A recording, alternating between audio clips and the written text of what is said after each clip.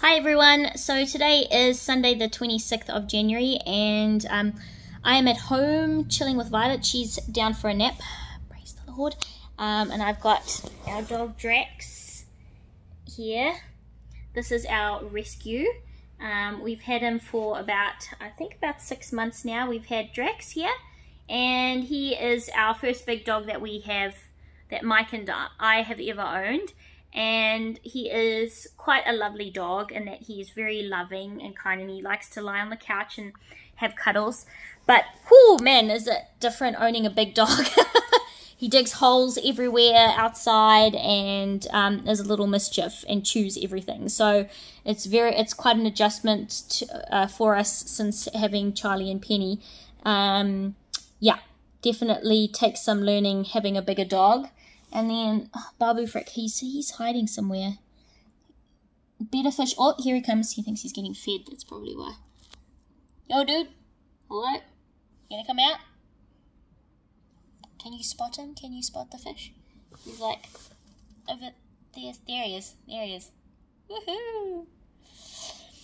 Yeah. So Violet and I were just at my parents' this morning, and man, my folks are just such amazing grandparents. Violet is so lucky to have such amazing grandparents. They just, you know, we go around to their house and then she doesn't even want to know me because they just play with her the whole time. They're in the pool with her. They're running around with her. They play games. They, you know, do all sorts with her.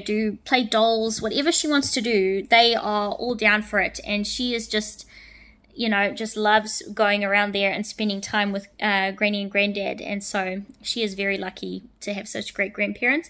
All four of her great grandparents are awesome. So she's very lucky to have to have four amazing grandparents.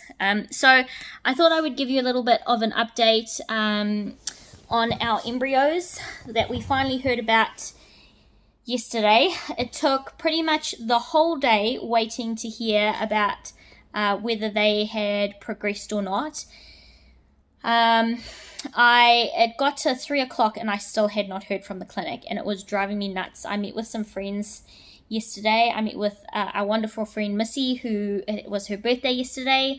So I caught up with her for a little bit, and then I met up with another wonderful friend, and I'm sorry to both of them if I was super distracted yesterday, because all I could think about yesterday were these blinking embryos and whether they were going to progress or not into blastocysts. So 3 o'clock rolled around and I still hadn't heard from the clinic, and it was driving me nuts. So I eventually called them and left a message and said, hey, I haven't heard from you guys, and I'm starting to get a little bit worried that, you know, I haven't heard from you, so could someone call me? Well, 15 minutes later, they had already, you know, had me on the roster or whatever to call, and they finally called me at about 20 past 3 to say the nurse called, and I was like super nervous. My heart was racing, waiting to hear what she had to say, and she said that all four have progressed and turned into blastocysts, and all four have been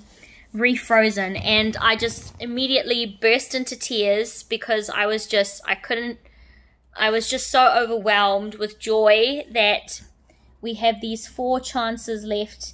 I'm sorry if I'm shaky. It's like, oh man, yeah, is that better? Hopefully that's less shaky. My little stand that I normally make is in Violet's room, because it's her toys that I use as a stand. Yeah, so all 4 have progressed and been put in the freezer, and I cannot express how much of a relief that has been. It has been such a weight that has been lifted off of my shoulders because, well, first of all, it means that there's so much less pressure on this transfer.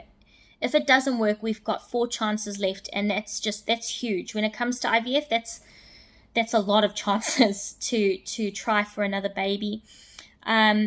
And it also gives me great hope for this one, because out of the 5 day 3s that we had, this was the best one that they put back inside. So that gives me great hope for this particular transfer as well. So it's just brought with it a whole lot of relief and comfort knowing that we've got those embryos. I called Mike up because he wasn't with me at the time, in tears, and he of course thought the worst, but later he realized that it was happy tears. Sorry, that's Drax digging around out there.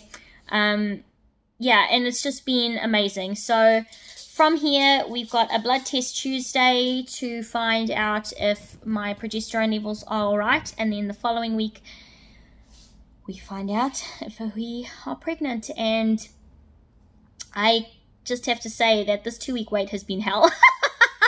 Like other 2-week waits, I've been, you know, the first week is fine, and then the second week is awful, because you're just thinking about it so much, but it's all I can think about at the moment. So it's been really, really tough. And I still have like 9 days or something ridiculous to go. I can't remember how many it is. Whatever it is, it's too many.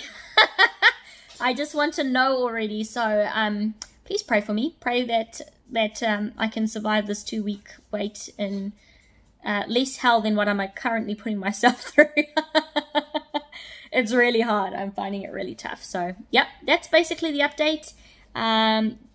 There's not a lot that goes on from now on. I'm just doing progesterone every day and waiting, trying to distract myself as much as humanly possible. Drax is chasing his tail. He's not the brightest light on the Christmas tree. This dog. Anyway, I will leave it there, guys. Drax, thanks everyone, and I will see you in the next one. See ya!